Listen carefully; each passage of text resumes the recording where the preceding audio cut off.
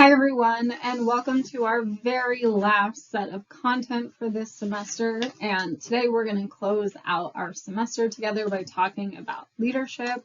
I also want to say, if you're watching this sort of synchronously with what the course schedule is, I hope you had a great break, whether you celebrate Thanksgiving or not. I hope you at least had some time off of classes, an opportunity to recharge, those sorts of things. And I know we're sort of in the tough part of the semester where everything feels like a bit of a slog and you have final exams and final projects and papers and all of those sorts of things coming up. So I wish you the best of luck as we move forward. But again, in terms of this class, we are really quickly closing out. So this week we're going to cover leadership. And then, of course, we have your final exam, which will cover all of these sort of broader perspective pieces that we've talked about, so moving beyond just the individual level, so talking about diversity, teams, and leadership. And then, of course, during your final exam block, your final paper or final project is due, and there are multiple options for how you complete that, so it doesn't have to be a paper, but it certainly could be if you choose to do that. So just keep in mind sort of where we are. Welcome back from break, and let's go ahead and get through this last piece of content. All right, so our agenda for today is again to talk all about leadership, and we're going to start off by defining leadership and differentiating a manager from a leader, right? There are some key differences here. And today we really want to talk about leadership, not just management.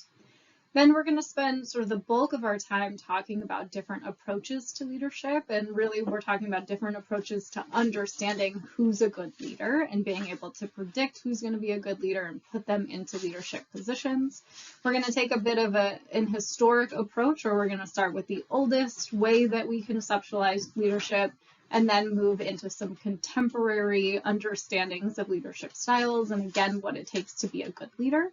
And then during your recitation sections for this week, you're going to assess your own leadership styles, which I think is a really important piece of this and good insight to have about yourself walking away from this course. So we're going to talk conceptually about all of this in lecture, and then we're going to apply it directly to yourselves in recitation section. All right, so we're again going to start off by defining leadership. And again, here, sort of the key piece that I want to focus in on is how is leadership different from management? So here, our early understanding or an early definition of leadership is just the individual in the group that's given the task of directing and coordinating task-relevant group activities, or who, in the absence of a designated leader, carries the primary responsibility for performing these functions in the group. Now, I would normally pause if we were here live in person and ask if you think that this is an adequate definition of leadership. So I want you to sort of take a second and reflect on this and ask yourself if this is what you think leadership is. And you might realize that the answer here is probably no, that when we think of good leaders, when we think of strong leadership, it's not just the person telling people what to do or coordinating different tasks, right? And this is where we're differentiating between managers and leaders, right? This is what a manager does. A manager is somebody who tells us what to do, coordinates tasks, or tells people what they're responsible for, or tells us when to clock into work, when to clock out of work, those sorts of things. But leadership typically means something deeper to us, right? And this would imply that, again, leaders are just here to sort of delegate tasks. But when we think about leadership, we tend to think about things like having influence, right? Having some ability to motivate our followers, having some ability to communicate a vision that makes followers want to show up to work, want to do something. And that's really the big difference here between a leader and a manager, right? Leadership goes much deeper than just delegating tasks and just coordinating and telling people what to do. So I think we need a better definition than this early understanding of leadership, because of course leaders do these things, but it's not sufficient to capture the construct of leadership. So here, a better definition is the use of power and influence to direct the activity of followers toward goal achievement, right? So here we're getting at, it's not just about delegating tasks, but it's about having some sort of power, some sort of influence, some sort of motivational force that you exert on your followers to get them to want to come to work, to want to do these tasks in the first place. And I also want to recognize in this definition that leadership can be formal or it can be informal. And what I mean by that is that some leaders might have a formal position that gives them power and influence over others, such as perhaps being the instructor of this course. But employees can also have power and influence even when they aren't assigned a formal leadership position, right? So for example, within a team, someone may sort of take on a leadership role even if that wasn't assigned to them, even if the team structure is completely flat. Then, of course, in this definition, there are two important components that we still need to define, the words that appear in purple here, power and influence. To define power, that's the ability to influence the behavior of others and resist unwanted influence in return. And then influence is the use of actual behavior that causes behavioral or attitude changes in others. And in case this is still a little bit fuzzy, how power and influence are different, we're going to dig into power and influence a little bit more on the next few slides. All right, so let's start off by defining power, digging a little bit deeper into what power is. And here I've just defined power as your ability to influence other people, right? So this is what gives you the capability of having influence. And influence is going to be about specific behavior, specific tactics that you use to actually achieve that influence. And here, according to this approach of thinking about how people gain the ability to influence others, there are 5 different types of power that a leader could have. And leaders could have one of these, they could have all 5 of these, or they could have anywhere in between. But all of these are going to grant them some degree of power. So let's start with the top here, which is power that comes from the organization. Our first form of power is what we call legitimate power. Legitimate power comes from having a particular position in an organization. So for example, just by virtue of being a CEO for a company, you would have legitimate power because the role that you're in, the position, the title that you have gives you power over other people. And it credentials you, right? That's what legitimate means here. You are the CEO, so you legitimately are the person in charge of this company and all of the decisions that happen within it. Then we have reward power, and reward power is about having control over resources or outcomes. So if you are the person who decides who gets a promotion, who gets a raise, any of those sorts of things, there's power in that. So you have the power to give out those rewards. Then we have coercive power, and this is about having the ability to punish other people. So if you can suspend people, if you could fire people, if you could demote people, any of those kinds of things, then you have coercive power. And I just want to make a note here that we didn't necessarily harp on too much with reinforcement theory, but generally speaking, we know that reward is much more effective at changing behavior as compared to punishment. So that's why this is called coercive power, because it is perceived pretty negatively. Then we have a couple of forms of power that are more about who you are as a person, right? So the first 3 forms that we talked about are what power the organization grants you. Can you give rewards? Can you punish people? Do you have a particular position within the organization? The second 2 are about who you are, right? They come from sort of the KSAOs that you hold as an individual. And here, our first form is what we call expert power. And this is really just power that you gain from being considered an expert in a particular area. So you gain power through having particular expertise because people come to rely on you for that expertise. And that gives you some power and ability to influence other people in the workforce because they trust your word, right? They're going to come to you and seek advice or seek counsel on particular types of things that fall within your expertise. And then finally, we have referent power. And referent power comes from someone wanting to be like you. So you have the power to be influential if people see you as a role model and if people will sort of emulate your different behaviors. So again, I want to be clear that all of these are types of power that leaders can have. They all increase our ability to influence others. This would imply that when we have more bases of power, so if we have legitimate power and reward power and coercive power and expert power and referent power, that would maximize our ability to influence others. And it doesn't necessarily mean that we exercise all of these forms of power, but it is helpful to have them, right? So with coercive power, I could have the power to punish people, but choose not to punish them often. But ultimately, this is what gives us the ability to have some influence. If we don't have any of these bases of power, very difficult to influence people, and that would really impair our ability to be a leader. Okay, so that's power, right? Power is what comes from the organization or comes from us as people that gives us the ability to influence people.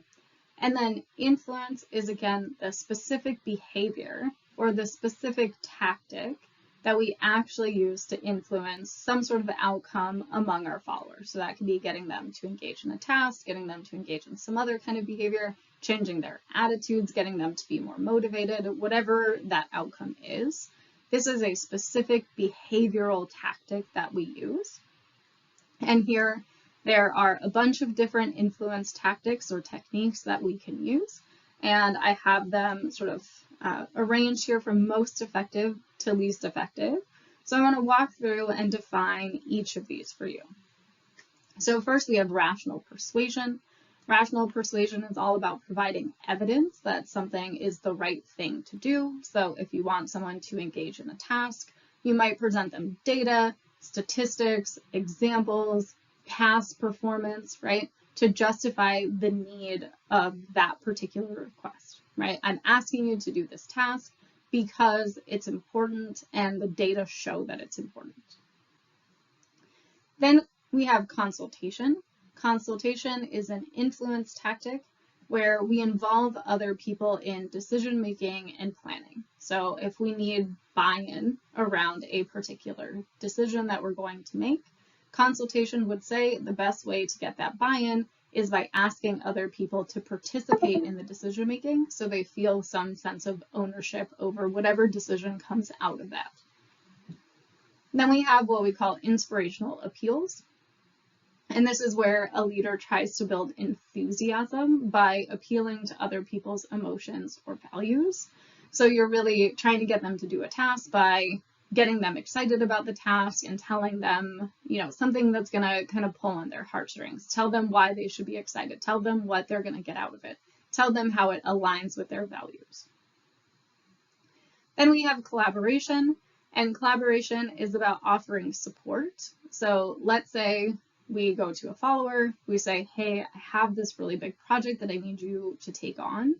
And if you say yes, if you choose to do this project, I'm going to help you in these ways. I'm going to provide these resources to you so that you can fall back on me if something goes wrong or if you need something in the process. Okay, so those are our most effective influence tactics. Then we have some influence tactics that are okay, right? They're not the best case scenario, but they're not sort of harmful either. And here we're going to start with ingratiation. And this is really just trying to get someone in a good mood prior to making a request. So if you have a follower that you want to do a task, you might just sort of butter them up, right? Kind of banter with them a little bit, get them in a good mood, flatter them a bit, and then ask them to do that task. Then we have personal appeals, and this is about sort of drawing on your friendship or your loyalty when making a request. So if you have a personal relationship with this person, you would say, hey buddy, good pal, you know how great of friends we are, right? You're going to help me out on this particular task. Then we have exchange, and this is really just tit for tat. So this is, hey, I have something that I need from you. And in exchange, I'll do something for you or I'll owe you one. So very much just trading favors here. And then our last of our moderately effective techniques is what we call apprising. And apprising is emphasizing how the task will benefit that employee personally. So this is really just telling people what's in it for them, right? How is this good for them? Then finally, we have two ineffective techniques that I think are harmful and should definitely be avoided, but of course are still tactics that people try to use. And those are pressure and coalitions. Pressure is basically demanding compliance or using intimidation. So if we have that coercive power, we have the ability to punish people, we might put pressure on people by exercising that power, or at least reminding them that we can exercise that power.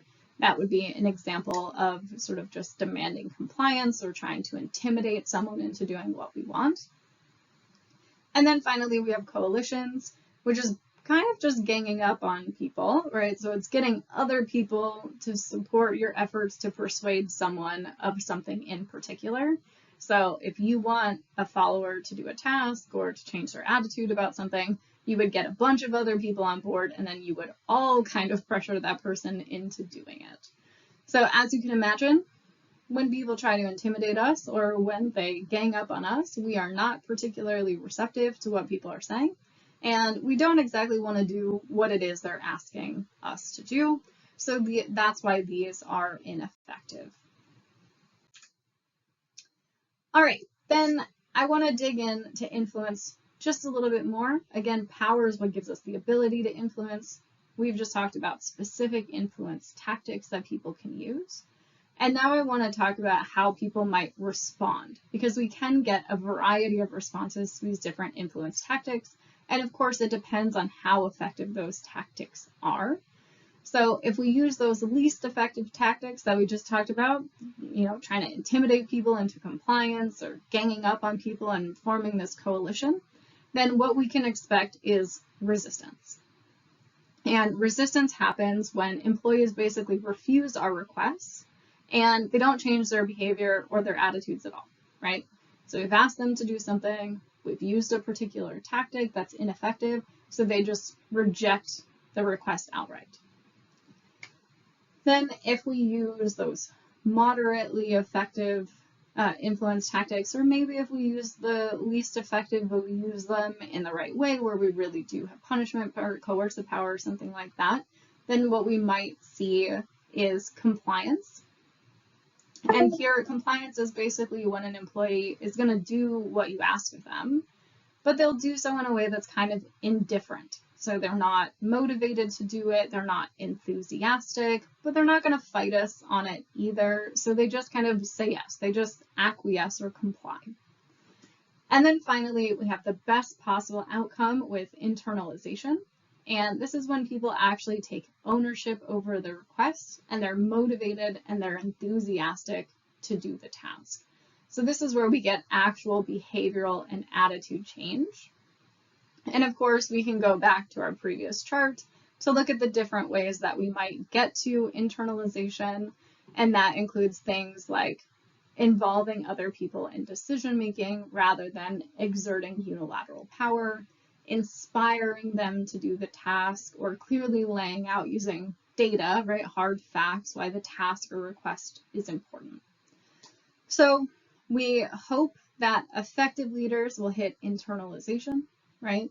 But what we see with ineffective leaders is that, and really most leaders, is that they often tend to either get compliance or outright resistance. All right, so now hopefully we have an idea of exactly what we're talking about here. We know what leadership is, we know how it's different from management, and hopefully these terms that are subsumed in the definition of leadership, power, and influence are clear and we can separate them out. So now I want to talk about leadership approaches, right? How do we actually figure out who's a good leader? And we can think about this question from the perspective of an organization. If I need to put somebody into a leadership position, how do I know who is best suited for that position? Who's going to be effective as a leader? So as I foreshadowed a little bit, we're going to start with an historic approach here and think about how the field has approached this question. And we've done some very different things over time, and we're going to talk about sort of where we've landed, right? So how we understand good leadership today. So getting started with the most historic perspective, or the oldest sort of conceptualization of what it takes to be a good leader, we're going to start with the great man theories. I've amended this to be potentially the great woman theories as well, but the actual term here is the great man theories, and they really do only study men leaders. So this is a little exclusionary. But essentially, these great man theories were actually originally developed by historians, and they predate our field, right? So when OB and HR became interested in sort of predicting who's going to be a good leader and answering this question of what good leadership is, they borrowed this idea from historians and applied it to the workplace. So they looked for pre-existing theories. This is what was out there, so this is where they got started. And essentially what great man theories argue is that great leaders are born, not made, or at least leadership is forged very early on in life, and there's not much we can do to change leadership later on. Now, the method that historians use to come up with these theories, these great man theories, is that they tend to examine the lives of famous leaders. So they'll do things like read through the biographies or autobiographies of US presidents or other people who have become famous for their leadership, like Nelson Mandela, and they'll try to identify some attribute or experience that's common across all leaders, right? What do they have in common that has led them to be great leaders or to excel in leadership positions? And what these theories argue is that there are two things that great leaders have in common. The first is some kind of galvanizing experience where the person had to overcome great difficulty early in childhood. So that could be having a near fatal injury, having some sort of significant illness, having some sort of trauma early on in life that you ultimately are able to overcome. Then the second thing that great man theories say all good leaders have in common is a strong personality trait that almost singularly defines who this person is as a person. And it's not that there's a single trait that people point to, but it's that a person has this dominant personality trait that singularly defines who they are. So they could be very persistent, or they could be extremely moral, or something like that. But they have to have this really strong conviction to that particular personality trait.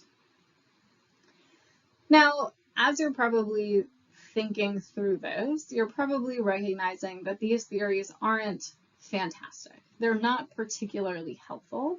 And in particular, if again, we're taking that vantage point of an organization and the question at hand is, how do I predict who's going to be a good leader? This really doesn't tell me what I'm looking for, right?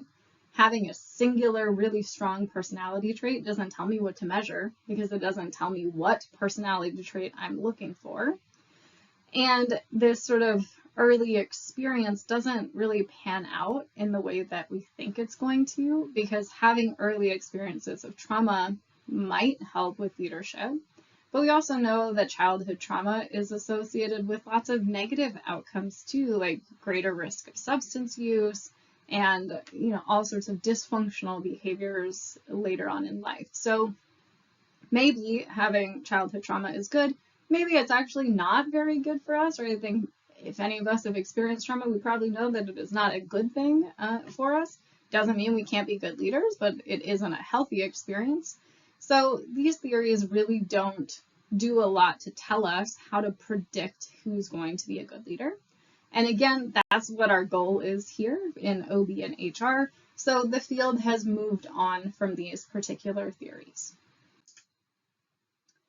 Then the next theory or sort of perspective on leadership that took over the leadership domain is what we call trait theory or trait theories. And this isn't overly different from great man theories because it's still focused on identifying some trait or set of traits that's shared by all good leaders. But it really shifted away from examining early life experiences and is more focused on understanding what differentiates good leaders from ineffective leaders or non-leaders. Or in other words, what traits do leaders possess that non-leaders or ineffective leaders don't have? And around the same time that trait theories were happening, or we were moving on from these great man theories, OBHR got really excited about individual differences. So this is the phase where everybody wanted to study personality, everybody wanted to study general mental ability. So of course there was a really big push to look at those different traits, right? How individual differences relate to leadership. And here people have looked at basically every single trait or characteristic of a person that you could imagine. We've looked at things like intelligence. We've looked at things like knowledge, specific abilities. We've looked at things related to just physical characteristics like height and weight and physique and appearance, whether someone's attractive or not. We've looked at things like energy, health, vitality, vigor, right? These kinds of, energetical resources. We've looked at things like speech fluency as a specific ability, looked at adaptability, originality, creativity, dominance, persistence, social skills, you name it. Someone out there has tried to study it. And essentially, the resounding conclusion from trait theory research was that there isn't really a consistent relationship between individual traits and leadership. So some of these relate to leadership, right? Intelligence has some relation to leadership. Adaptability has some relationship to leadership. Social skills, same thing. But we don't see really strong relationships. And we ultimately see people who are high in intelligence and are good leaders, but also people who are high in intelligence and aren't good leaders. So we haven't really found that sort of holy grail trait, right? The one trait where we could say this differentiates good leaders from ineffective leaders or non-leaders. Now, at the time, we didn't have great conceptualizations of personality. The Big Five model hadn't really unfolded yet. So there's been some more recent attention on personality and leadership. And we do see that 4 of the Big Five have relatively consistent relationships with leadership. So all but openness, which honestly doesn't really predict much of anything, at least in the workplace domains. But those relationships are still pretty moderate. So the highest relationship is 0.17 for extroversion. And that's not really much higher than what we see between, say, extroversion or any of the Big Five traits and task performance, right? We talked about how those were pretty low. And we have all of the same issues of faking and those sorts of things that might be deflating those relationships. So because we couldn't find the trait or the set of traits that really help us say, okay, if you have this, you're going to be a great leader, we've also kind of moved on from this trait theory approach. And that landed us in the behavioral theories. And here, researchers kind of realized that there's no one trait, again, that could reliably tease apart who's going to be a good leader and who's going to be a bad leader. And that kind of left people pretty disillusioned about how to predict leadership. But people still forged ahead, and they sort of thought, okay, maybe it's not who you are, right? Maybe it's just about the behaviors that you choose to engage in. So maybe there are kinds of behavioral approaches to leadership that make people effective. And maybe lots of different people with lots of different traits or KSAOs could be effective if they use those behaviors. So here, we're kind of transitioning out of theories that assume that leaders are born to theories that believe that you can train leaders, leaders, right? That you can sort of create good leaders simply by telling them what kinds of behaviors to engage in. So here we're going to focus in on the most common behavioral approach to understanding leadership, which differentiates two different forms of leadership. And those are task-oriented leadership and people-oriented leadership. So task-oriented leadership is about structuring roles, providing people with instructions, and increasing performance. So really just exactly as this title says, focusing in on the tasks, right? Not really thinking about people as people, but just telling them, here's what your role is, here's what you're going to do, here's clear guidance about what that looks like, and then providing rewards or goals or something like that to just improve performance. Then we also have people-oriented leadership, which is more about focusing on individuals or seeing employees as full people. And here we define this as showing concern for employees' feelings and treating them with respect. So this is much more, again, focused on the interpersonal aspects of leadership. And in some ways, task-oriented leadership behaviors look like what we call management at the beginning of this lecture, whereas the people-oriented piece gets a little bit more at what we talked about as true leadership. And now this behavioral theory, right, differentiating between task-oriented leadership and people-oriented leadership had a good hold on our understanding of leadership for honestly quite some time. But research ultimately didn't support the idea that engaging in both forms of leadership makes someone an effective leader. And it still seemed like things were more complicated than that. So it's not just, are you task-oriented, are you people-oriented, are you combining these two? But maybe it's more complex than that. And that led to the most complicated of the theories that we're going to talk about here.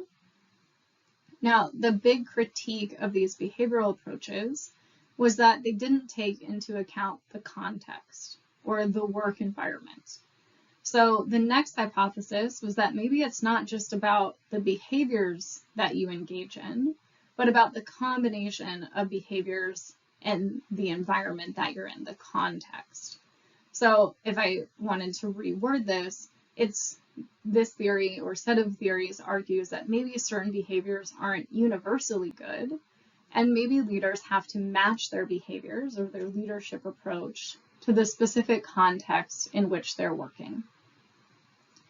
And this led to the emergence of what we call contingency approaches or contingency theories, right?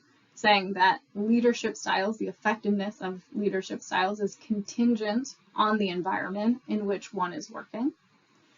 And there are a few contingency theories. Again, they're a little bit more complicated than what we've already talked about. So I'm going to try to explain these, but keep them relatively high level. One approach of these contingency theories that was pretty popular was Fiedler's contingency theory. And this idea is all based in the idea of the least preferred coworker. That's what LPC stands for in this chart, least preferred coworker. And essentially what Fiedler would do is ask someone to describe their least preferred coworker, and they would use this to classify people as either being high on people-oriented leadership or high on task-oriented leadership.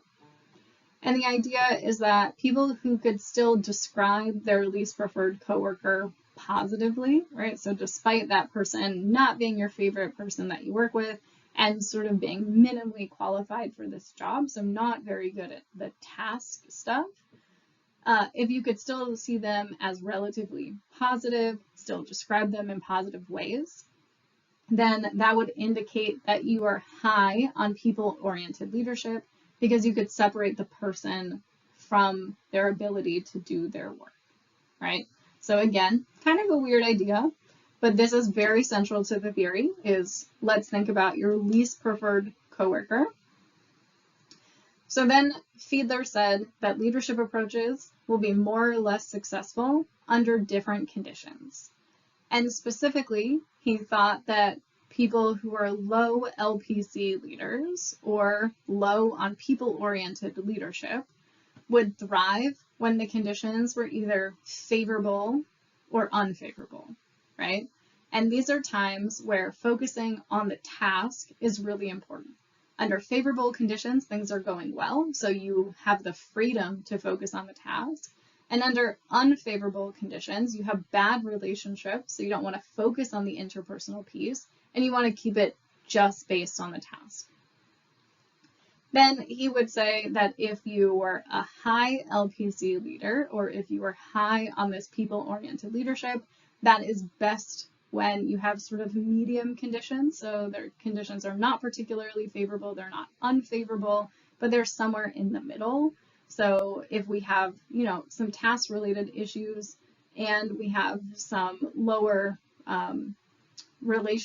quality relationships between the leader and the subordinate, we would want to invest in the interpersonal piece. We would want to invest in caring about people, showing them respect, those sorts of things, because that's ultimately going to motivate them for performance and overcome these potential negative performance conditions.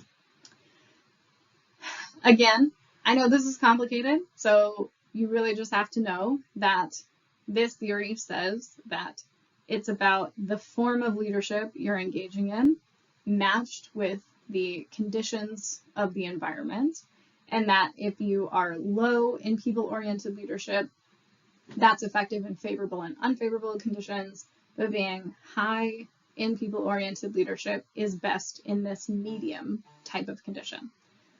Now, this theory was not particularly well supported.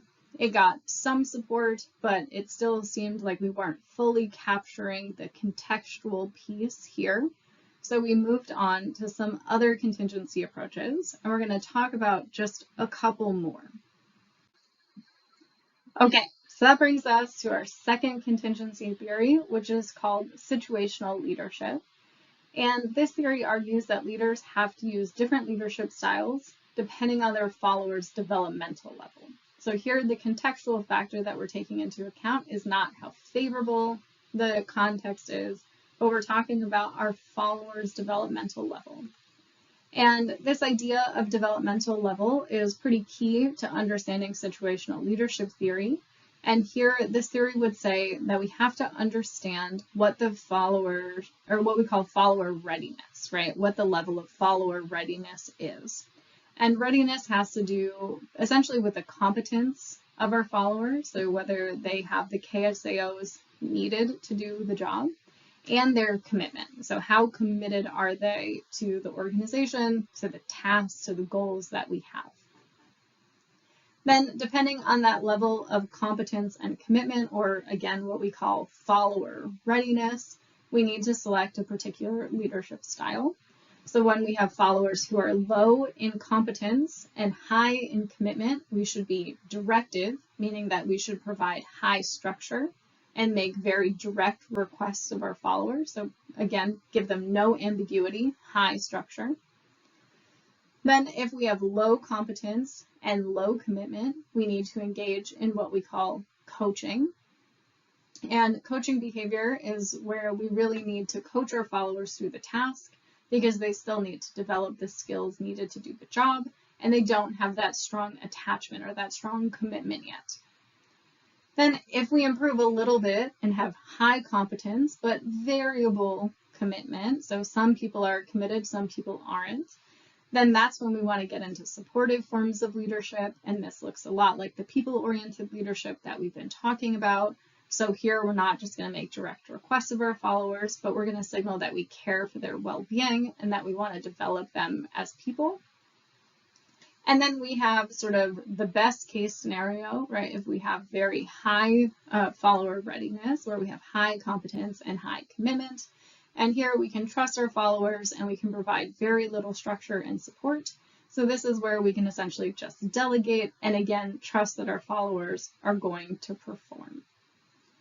So here, I know, again, this is a little bit complicated, but for situational leadership, we want to know what leadership style we should match to the context, but the context here depends on follower readiness. which is a combination of competence and commitment.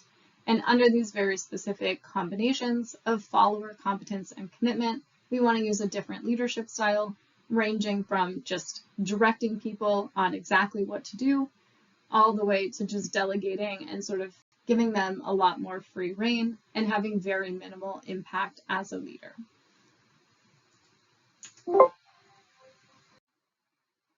Okay, so we may all be ready to say goodbye to these horrible contingency theories, but we have just one more to get through here.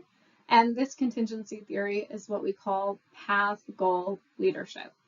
And this theory is actually based on Broom's Vi theory or expectancy theory. So hopefully you still know what the components of expectancy theory are and what that theory states. But essentially that theory boils down to saying that motivation to do a particular task among a set of options is highest when our valence, expectancy, and instrumentality are high, or we're going to choose the tasks that have the highest valence, instrumentality, and expectancy combined. So this theory follows from that, and the theory states that that's how you're a good leader, right? By making sure that people are given the rewards that they want, that they understand the connection between rewards and performance, and they feel that their effort will lead to good performance. Now, this theory, like all contingency theories, also says that different leadership styles will be more or less effective under different conditions. So let's first define the 4 leadership styles that fall into this particular theory in path goal leadership. And these look a bit like what we just talked about for situational leadership theory. So our first leadership style is to be directive. This is where we just provide direction to followers, exactly like what we talked about. We can be supportive. We can provide emotional support. This is also a form of leadership in situational leadership theory. We can be participative, which means we involve employees in decision making. So it's not just unidirectional. This is a bidirectional process. Or we can be achievement oriented, which is all about setting goals and encouraging employees, right? So here, this is very task focused, but we're still focusing on motivating employees so that we can maximize performance. Okay, so now let's put the pieces together and figure out when these types of leadership would be effective. Path goal theory would say that directive leadership is best when employees have high role ambiguity, they have relatively low competence, and they have an external locus of control. If you remember, that's something that we've talked about here. So having a low external or having a high external locus of control means that you think things are kind of up to fate or chance, they're beyond your control. So when people have this idea of, it doesn't really matter what I do, that's not going to affect my performance outcomes, or they really don't know what their roles are, we need someone who's going to come in and be very directive. Then we want someone who's supportive when tasks are boring and repetitive or when they're stressful. So this is where we want that sort of emotional support from our leaders. Maybe we know exactly what we're supposed to do, we have the capability of doing it, but it's not inherently meaningful to do these tasks, or I have really high stress, right? I need to rely on my leader for that emotional help. Then we want a leader to be participative, to ask and solicit feedback from our followers when they have high ability, right? They need to be capable of having good opinions and informative opinions in this process, when the decision is relevant to those employees, and when employees have a high internal locus of control, so they think that things are within their control, they see the connection between their behaviors and outcomes. And then finally, we want an achievement-oriented leader when employees have high abilities. Again, high achievement-oriented leadership is all about trying to motivate employees just to improve performance, and also when employees have a high achievement motivation. All right, so we are going to leave those theories behind, right? They were all very convoluted. They ultimately were not super helpful in understanding leaders. People tried to say, okay, there are these very specific leadership styles that are needed under these very specific conditions, and the results were kind of all over the map. The results said, yeah, kind of, right? Sometimes it works under those conditions, but the conditions might actually be more complicated than that. And it only works for certain kinds of people and certain kinds of followers. And at some point, there are just too many contingencies to represent in a particular theory. And it also makes it really hard to, if we go back to our original question, predict who's going to be a good leader or train people to be good leaders. So now I want to talk about our contemporary approaches to leadership, or how we understand leadership in this particular moment. And it is actually going to borrow a lot from that behavioral theory that we talked about. That's sort of the closest that we got before. And people have just expanded on that to be a little bit more clear about leadership styles. That's what we're going to call them from here forward, or the specific behaviors that leaders might engage in. And here I want to introduce what we call the full range theory. So I'm saying full range theory to refer to this pyramid here. And this pyramid represents the leadership styles that people have paid the most attention to. And these are ordered from the least effective at the bottom, arguably not even leadership at the bottom, all the way up to the most effective at the top. So at the very bottom, we have laissez-faire leadership, and laissez-faire in French means essentially to let it be. And this is essentially a leader who doesn't engage in leadership at all, right? So these are folks who don't intervene, they don't provide structure, and they really just let employees do whatever they want. So we would often think of laissez-faire as the true absence of leadership. Someone is in a leadership role, but they're not engaging in any leadership behaviors. Then we move up a rung here. This is still ineffective leadership, but it is at least a little bit of leadership. And this is called management by exception passive. And these are leaders that are pretty laissez-faire in that they typically don't do much to be a leader or to influence their followers, but occasionally they do intervene. And the times that they intervene is when something has gone wrong, right? So something bad has happened, there is some sort of disaster that has occurred, some fire that needs to be put out. So these leaders will actually intervene once the fire is started to try to put it out. Then we have management by exception active. And the difference between management by exception passive and active is when they intervene with the fire, right? So passive, as I've just said, is the fire is happening, we recognize that it's happening, and we intervene to put it out. Management by exception active is where you're generally laissez-faire, but you try to at least monitor for signs of trouble. Monitor for signs that a fire is coming, and then intervene before the fire starts. So that's the difference here. Active, I'm going to intervene before things get bad. Passive, I'm just going to wait till everything is terrible and then try to intervene. Then at the top rungs here, we move into positive and effective forms of leadership. Obviously not equally effective, but they are substantially more effective than anything that we've talked about so far. And that's transactional leadership and transformational leadership. And I want to spend some time digging into these a little bit more on our next couple of slides. So we're not going to cover laissez-faire or the management by exception forms because I think they're well covered here, but I do want to dig into transactional and transformational leadership. Okay, so we're going to start with transactional leadership, which is effective, right? A lot of times we pit transactional leadership against transformational leadership, and certainly transformational leadership is more effective. But I don't want you to walk away thinking that this isn't good leadership or that this doesn't work for people. It certainly does. So here, transactional leadership is also sometimes called contingent reward leadership and is sometimes expressed as this for that leadership. And essentially, transactional leaders provide employees with the structure, the information, and the resources that are needed to do the job, right? That's the most basic component of transactional leadership. Then they also try to create influence by having communication about rewards and punishments. So in other words, they influence their followers by clearly stating what types of behaviors are going to be rewarded in this environment and what types of behaviors will be punished or won't be rewarded in this environment. And of course, this is very much related to reinforcement theory and all of the assumptions that people are generally motivated to earn rewards and avoid punishment. Now, transactional leadership, again, is effective. And the reason it's effective is that employees do need structure, right? They generally do want to know what it is that's expected of them. And they generally do want to know how to get rewards like a pay bump, a raise, a promotion, a bonus, whatever it is, right? But the primary limitation of transactional leadership is that it doesn't really focus on providing meaning or motivation.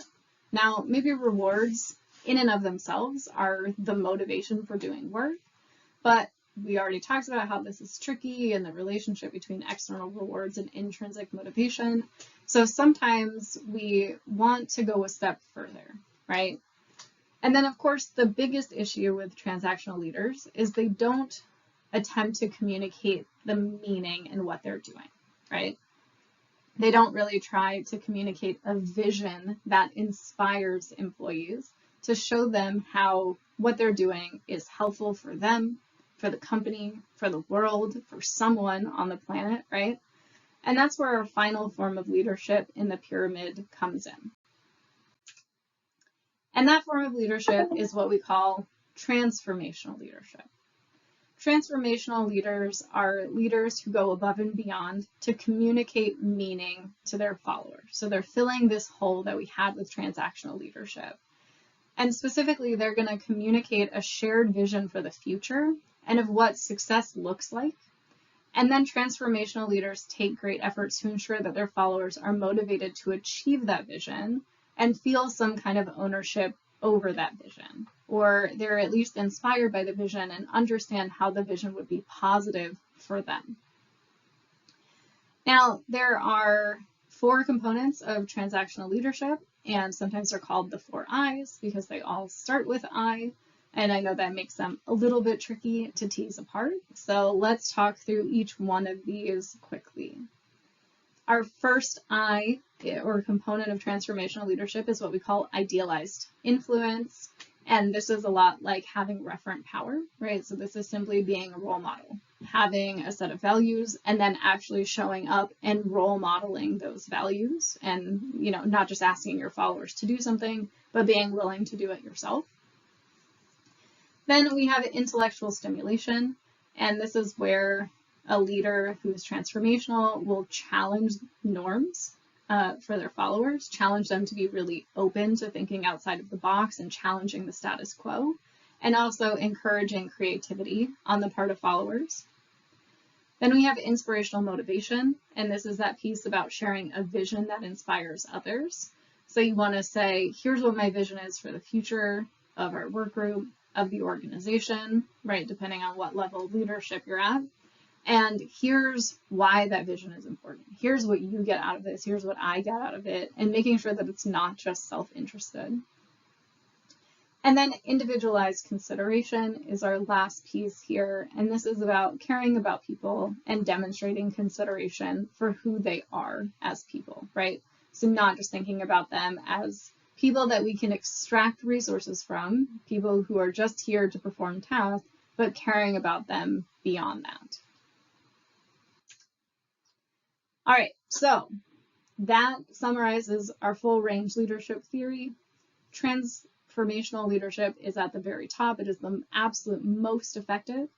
Transactional leadership is also effective. And in fact, transformational leaders are also transactional, right? Transformational leadership builds on transactional leadership. You still have to provide structure. You still have to tell people what their rewards are to be transformational. You just go a step beyond that as well. Now, I want to close out by talking about a couple of other forms of leadership or ways of thinking about leadership that are even newer and sort of build on what's been done in the full range theory of leadership, but try to isolate some more specific ways that people can lead. Our first of those is what we call servant leadership. And servant leadership is what sometimes people refer to as people-first leadership. So servant leaders are exactly what they sound like from the name. They're folks, they're leaders who are there specifically to serve their followers. So they're not in it for themselves, they're not in it for the power, they're not in it for the prestige, but they are truly altruistic, and they feel a fundamental calling to serve and help others. Now, servant leaders are also generally concerned with the well-being of their followers, in addition to their performance. So again, they don't just care about them as workers, as people who can complete tasks, but they see them as whole people. And they also see themselves as the leader as tools that can help meet their follower needs. Now, I think a good example of a servant leader is a philanthropist or any other person who gives their time to raise money for charitable causes, right? They aren't there for recognition or for enhancing their own careers, hopefully, but they truly are there to serve others.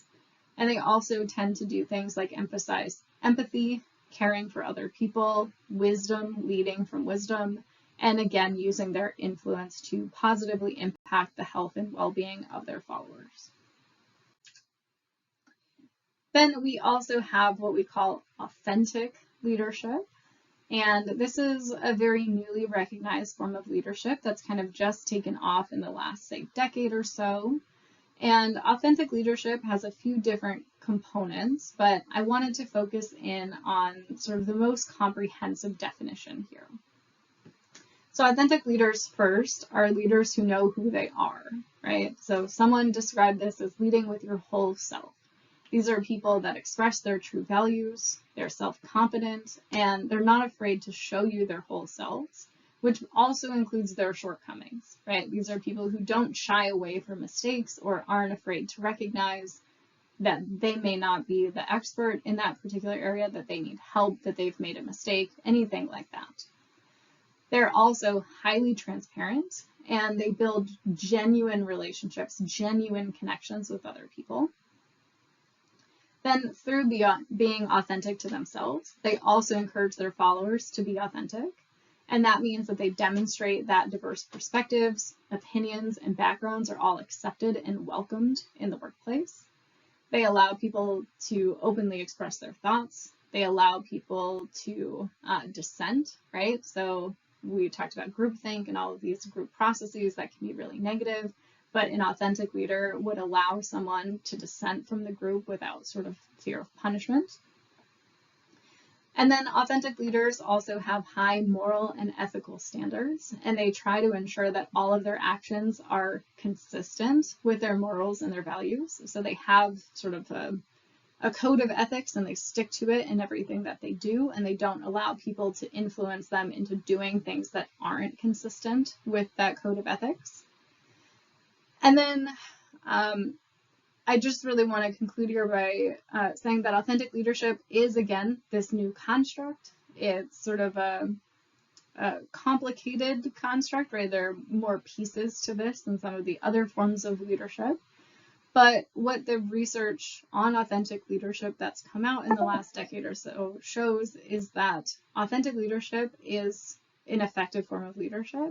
But in particular, it's very effective at creating a diverse and inclusive environment, right? So it really focuses on employee well-being. It creates positive emotional states. It's associated with higher satisfaction and commitment, better task performance, all of these sorts of things like we would expect any good leadership style to be. But it's also particularly effective at creating a sense of inclusion and equity for employees, particularly marginalized employees, because of this piece of focusing on authenticity and encouraging followers to be themselves at work.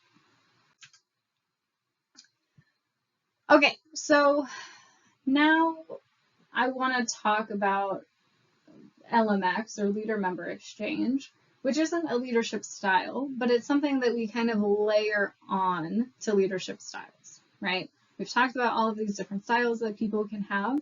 Many of them are effective. So transactional leadership is effective, transformational leadership is effective, servant leadership, authentic leadership are all effective. And you also don't have to choose just one, right? So you don't have to only be transformational. It's possible to be authentic and to be transformational. But now I want to add a little bit of nuance here. And again, this comes from Leader Member Exchange theory, or LMX theory. And this idea argues that leaders don't necessarily have just one style of leadership that they provide to all of their followers. Or another way of thinking about this is that leaders create very unique relationships with all of their followers. and they engage in leadership in different ways for different people. Now, having a different leadership style and relationship with subordinates is probably a good thing, right? Not every person, not every subordinate responds to the same type of treatment in the same way, and not all of our subordinates need the same thing from us. So it's probably a good thing to tailor your leadership style to your followers' needs, right? That could actually be really helpful for followers. But there also is a downside, right? A potential downside to LMX, or this idea that we create different relationships with different people. And that downside is the tendency for leaders to create what we call in-groups and out-groups. And here, in-groups are the followers or subordinates of the leader that have these really high-quality relationships with their leader. And in these relationships, leaders tend to avoid using things like formal power and authority with those in-group members, and they tend to give them a lot more latitude in negotiating their work roles. And then we have out-group members, which are the followers or the subordinates that have relatively low quality relationships with their leaders. And here, these followers tend to have little leeway in negotiating their work roles. And leaders tend to rely on those formal sources of power when trying to influence out-group members. So whereas leaders might use something like referent power with in-group members, they might resort to reward power or coercive power with out-group members. People also tend to know what group they're in, right?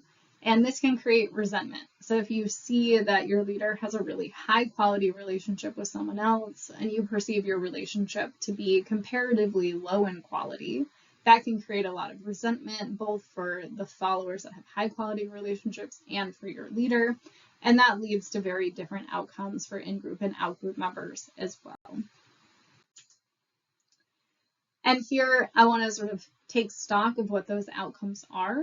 And here I'm thinking about meta-analytic evidence, so drawing on a meta-analysis looking at LMX and the outcomes of LMX. And what this shows is that when compared to out-group members, in-group members tend to have higher performance, they're more satisfied with their jobs, and they're also less likely to want to leave the organization, less likely to turn over. In-group members also tend to feel more valued. They feel like they receive more emotional support from their leaders, and they're more willing to put in the extra effort for their leader. However, I want us to keep in mind that out-group members do not receive these benefits, right? So the biggest downside of LMX is that it appears that it's very difficult for leaders to have high-quality relationships with all of their followers. And those who don't develop those high-quality relationships, those out-group members, really do get the short end of the stick. The other thing that leaders should be aware of when creating relationships with their followers is that followers and leaders don't always agree on quality. So it's possible that a leader could think that they have a high quality relationship with a follower and think that follower is getting all of the benefits that in-group members are getting, but that may not actually be the case. So leaders should try to facilitate communication as much as they can so that they're aware of how the follower is feeling too, right? They can't just rely on their own perceptions of having a high quality relationship. And then the final thing I wanted to, or a couple things that I still want to mention here. These relationships do change over time. And in fact, LMX takes a while to develop those high quality relationships. And the out-group members tend to be the people who their relationship with the leader never evolves, right? So it sort of stays in that early stage where you don't know each other very well and you don't push past that. And that's sort of how you become an out-group member. But it's also important to recognize that just because you have a high quality relationship with a follower at one point in time doesn't mean that that's always going to persist into the future. And you have to actively invest in maintaining that high quality relationship. And then finally, we see that LMX relationships are of a higher quality when people are more similar. And we see that across lots of different demographic variables. So when we have a leader and a follower who are the same in gender or race or age or something like that, those relationships are of higher quality. But that's also true for things like attitude similarity, personality similarity. So leaders tend to like their followers who are like them, and we talked about who is and isn't represented in leadership positions. So this puts marginalized employees at a pretty big disadvantage when it comes to developing these high quality relationships with their leaders. All right, so we've talked about effectiveness a little bit when we talked about that pyramid, right? And I obviously told you that laissez-faire leadership was the least effective and that transformational leadership was the most effective. But I want to spend a little bit more time talking about the outcomes of these different forms of leadership. And broadly speaking, all of the types of leadership that we've talked about specifically, so again, transformational leadership, transactional leadership, servant leadership, and authentic leadership, are all associated with positive outcomes. All of these leadership styles are going to improve follower performance, lead to positive attitudes among our followers, and improve follower health and well-being. The exact degree to which they're effective is a little bit variable, but they are generally all positive for organizations and for leaders. Now, in many ways, transformational leadership is considered to be the gold standard because it does really capture the attention of followers and make them want to work towards this vision that they've articulated for the future. But that's not to say that other forms of leadership can't achieve the same outcomes, right? Especially authentic leadership and servant leadership. And finally, as I've already mentioned, but would like to underscore here, we don't have to just pick one leadership style. It is possible to be transformational and also be authentic, or be transformational and include transactional leadership, or be a servant leader and be authentic, right? We can use combinations of leadership styles, and most people do have a unique combination of leadership styles that is specific to them.